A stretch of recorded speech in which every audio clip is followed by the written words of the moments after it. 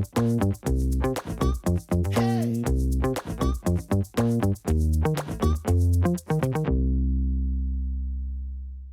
Beach Channel. This is Chef Michael Jacobs, and you're watching South Florida Food Chat. Chef, Erhan. Yes. DOYA restaurant. Correct. Where are you located?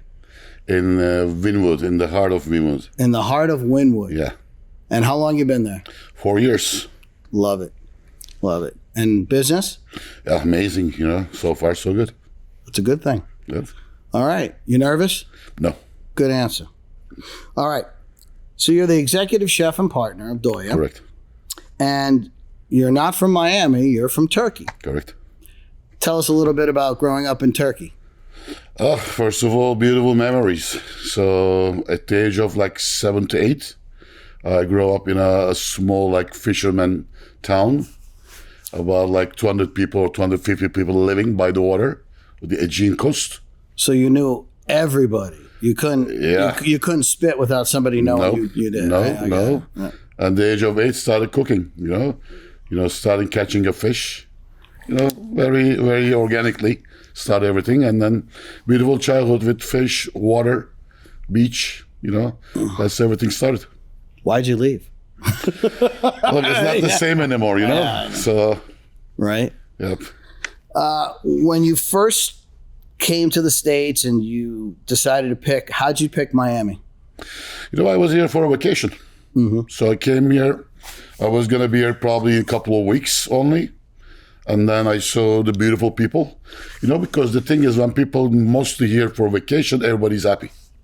So you always see smiling faces around. Mm-hmm. So, and then I see a lot of restaurants, a lot of bars, a lot of hotels, nothing else to do. Just eat, drink, and party. I say this should be my place. This place is for me, right? Why not? Excellent. So we'll start first with how you broke in. You opened a fantastic spot that a lot of people know about here in Miami. And your first establishment was? Mandolin. Yes. Tell me a little bit about that real quick. And then look, I was passing with my scooter. I saw a beautiful building, all blue and white. And then I end up renting that spot. I was there about 6 years. The first time I bring the Aegean concept to Miami. And then, and I sold it. And you killed it when you were doing it. Yeah, we killed it. You did a great job. It was a success. To be honest, I wasn't expecting to be that much successful because the location was a little bit risky. At the time, because you single-handedly kind of went from the design district just to that. You went a few blocks, north. Nobody else had done that yet. 2010. You did it. You did a great job. You helped launch that area. Yeah. All right. Let's talk about DOYA. Tell me about this place. Why'd you pick Wynwood? Let's start. So to me, Wynwood is something like the same feeling I felt about the design district years ago. So it was really up and coming. And I like the concept of Wynwood. It's very natural. It's very artistic. It's very fun. So it's a nice neighborhood, so old school neighborhood. So that's why I like the neighborhood a lot first. Mm-hmm. And I really like the design district, Midtown, downtown, Wynwood triangle. Mm-hmm. So that's why we pick up that spot and it worked out well. So. And you've been there, like you said, 4 years. Yeah, 4 years. Excellent. Big change, actually, 4 years. Uh-huh. Exactly. Lots changed in that area. A lot of. Let's talk about the space, the garden, and everything. Yeah. And what was your impression when you saw the space before it was the restaurant? Look, the first thing I saw was the tree that we have. The tree looks like an olive tree. I mean, which is not, I wish it was, but so that's how everything started. And then I visualized the beautiful garden because in Turkey, in the Aegean coast, it's all about outside. So we sit outside with the family and sit hours and hours, share food together in this beautiful weather, So the same like Miami, 8 months a year, you can sit outside and enjoy it. Right. So that was the idea. I visualized the tree, a lot of plants, everything, flowers, people, the most beautiful decor, sitting over there eating daytime, nighttime. So that's what we try to do. Fantastic. When you saw it, the tree, the outside garden area, what did you think of for creating the atmosphere? What was your first thought? I mean, look, the curating is all about sharing the atmosphere. And then to share something nice, to have fun, you got to have a good atmosphere at the same time as well, you know. So it is very, very important. So when I saw that place first, being like, you know, inside and outside, almost like together, because it's a very, very fun place, Right. which is we awarded top 100 restaurant to eat outside by New York Times. Congratulations. You know, like about 2-3 years ago. So that's why all my concept. I was thinking the tables, Outside. the chairs, the small place to share, a beautiful weather. Well, we're going to touch upon the small plates, the mezzas, because that's very interesting to me, and it's something that's been hot for a long time. We'll get back to that in a minute. What's your approach when you're designing, creating first your menu, and then specifically your dishes? What goes into it? What's your thought process, ingredient-wise? Walk us through. Okay, look, ingredient-wise, the most important thing, it has to be very simple. And I call it always honest. Honesty, very important. So to use the best ingredient is very important. That's what I mean. Yep. And this simplicity. So we don't need too many sauces. We don't need too many this. Don't we don't need complicate to do that. Very complicated. You have to have the most amazing available product. Yeah. That's the number one thing. Right. So when I do buy produce, for example, Yes.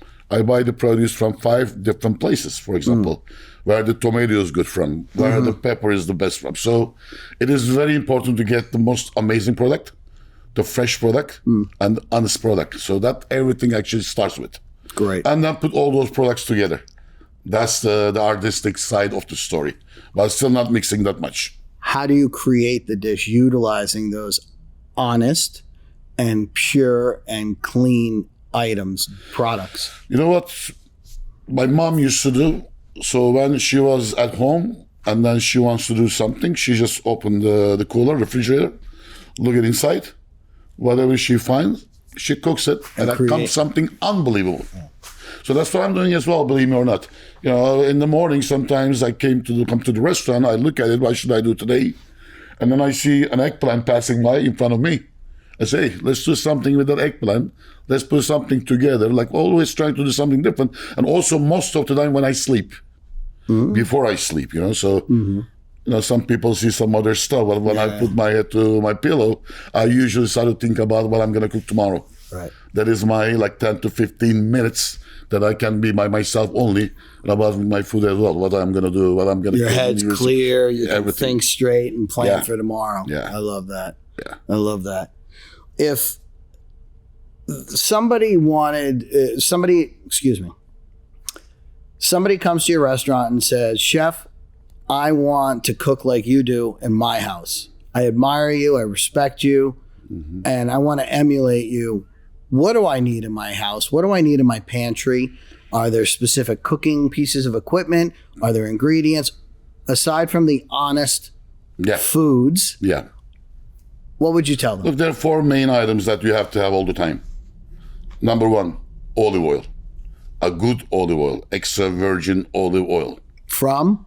I mean, from Turkey, like, you know. Okay. You know, so the Aegean coast. Okay. I always prefer. If you can't get that, what do we I am doing my own olive oil, by the way. So I do early harvesting every year. And the olive oil we are using in our restaurant called Nova Vera, actually the number 1 olive oil producer in the world. Congratulations. So, and every year I go there about September. I do my own harvesting. I do my own bottling, and I bring to Miami. Fantastic. Yeah, so that is. And we can buy them at the restaurant, of course. And of course, first olive oil. The second one, you gotta have a garlic, and then you gotta have a tomatoes, and the last ingredient is yogurt. Yogurt. Yeah, a strained yogurt.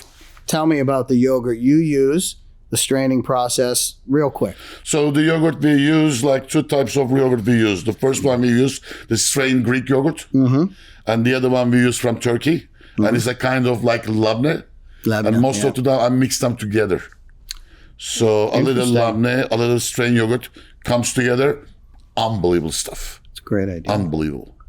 I like that. Ridiculously beautiful. So those are the 4 ingredients I need in my house. So I need olive oil. garlic, I need fresh garlic. fresh garlic, Fresh tomatoes. fresh tomatoes, And yogurt. yogurt. Yeah. I come to your restaurant for the first time. Walk me through how I should order. Ah. What is your ideal way to order off of your menu?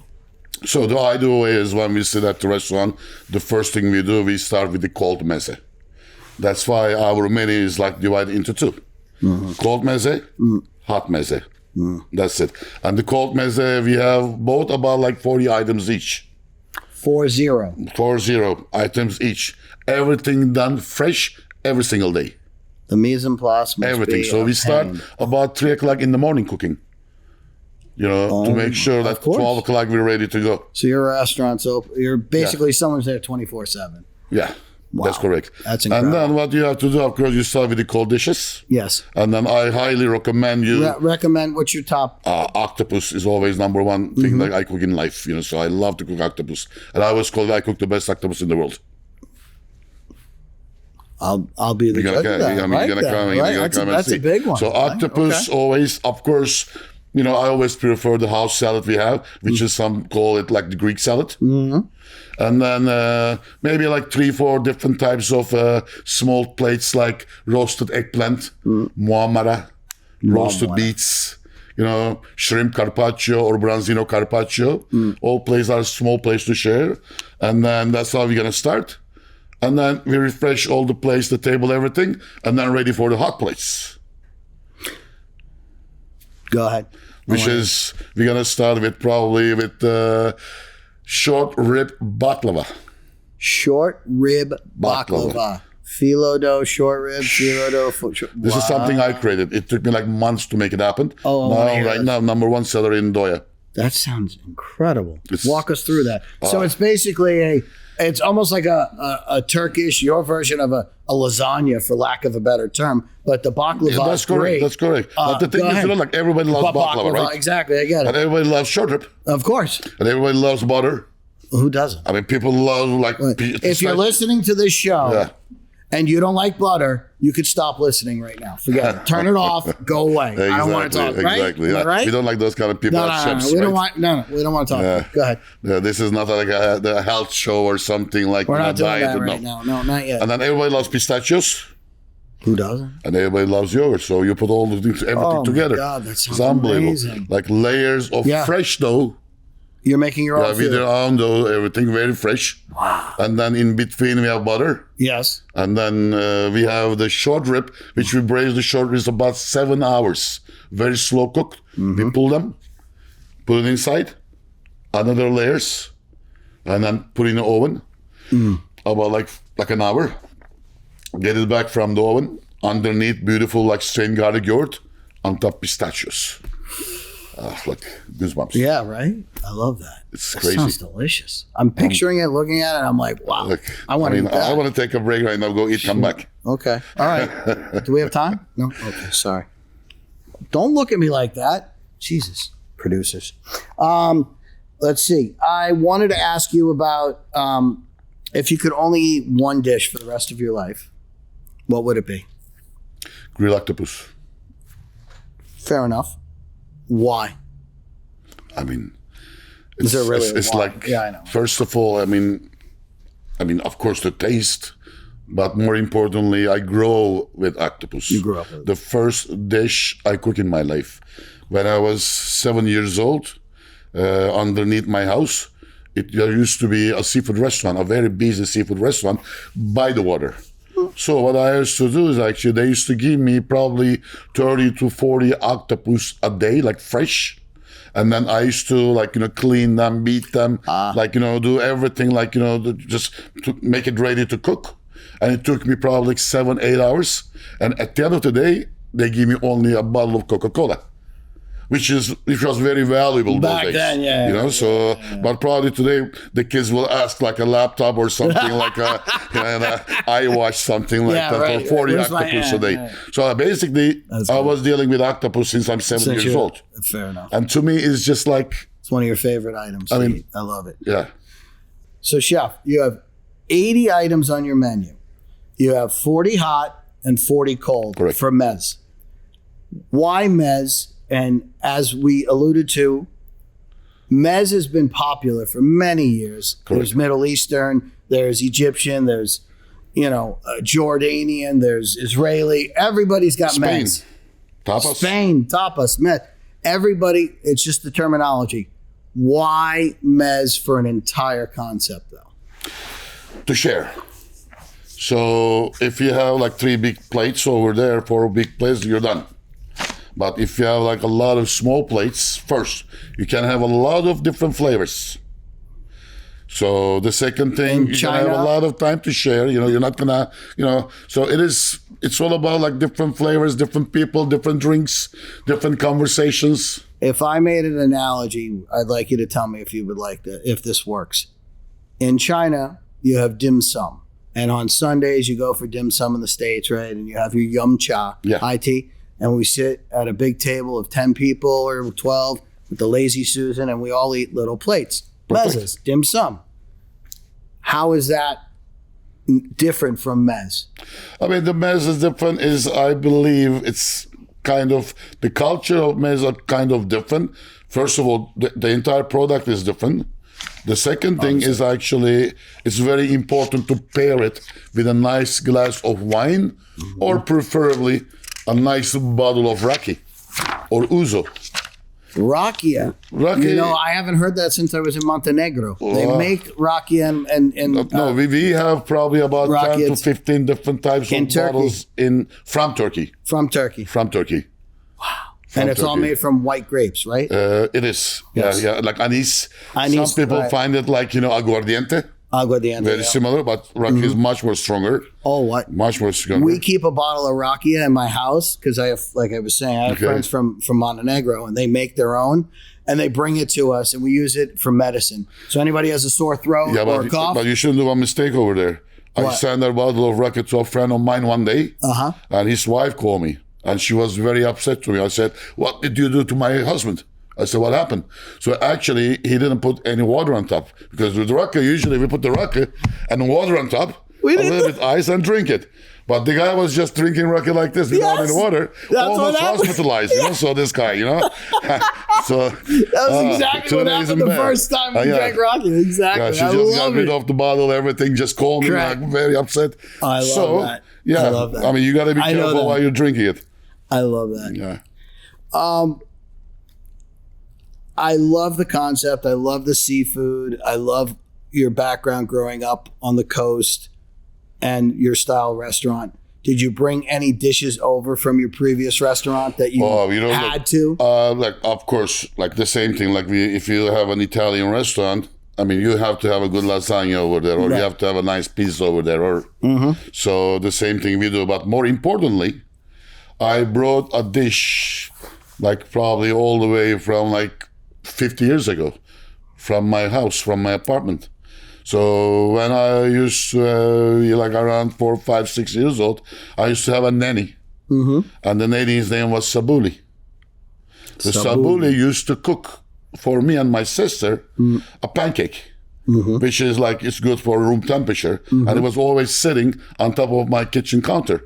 So when I was running around the apartment, I was grabbing one, eating and running around, touching like, all the furniture with those hands. My mom get really crazy about it. So when I opened DOYA, my mom told me, if you don't put that dish and put Sabuli's name on the menu, I'm not going to come to your restaurant. And now we have a dish called zucchini pancake by Sabuli. I love stories, right? So I think everybody. And one of the other item that my favorite item, which is we call the fisherman, is a seafood stew, and that's the first dish I learned cooking in my life. So, which is a very, very nice big story at the same time as well. So, beautiful stew with vegetables, branzinos, and then a lot of different seafood as well. You have mussels and every octopus. The calamaris, mussels, like also a lot of kebab and meat options. I get a little bit from the eastern side as well. I didn't make it only Aegean. I go a little bit eastern. Tell me a little bit about that. Like, the Turkey is a very large country, living about like 80 million to 90 million people. Like, that's it. I mean, for Europe, it's big. Time out. But the neighborhood that you grew up, there was only 200 300 Yeah, population. yeah, yeah. Got it. That's it. So, but what is about is like when you go to eastern side of Turkey, Yes, then instead of fish, then you have the meat over there. of course. And then a lot of good kebabs like Adana kebab, like skewers, and then a lot of What are some tartars. popular skewers that you like? We have the you- ribeye skewers, mini skewers we have. Amazing. Mez skewers, which Yeah, is smart. but I believe like meat-wise, Yeah. the best meat that we have, number one seller we have is the Adana kebab, which is still a skewer, but it's from the lamb. And then we put it like on top of inside the lamb. But it's Ground unbelievable. lamb seasoned It's with. ground lamb. We ground it, and then it's seasoned with spices, like with roasted peppers, with some spices. It's amazing. Excellent. It's amazing. I have 2 more questions for you. Here we go. Please. Spices. What spices should I have in my pantry if I want to cook like you? Well, I always recommend you to have a nice, beautiful crushed red pepper. Why? I mean, the pepper always gives amazing, flavor to a dish.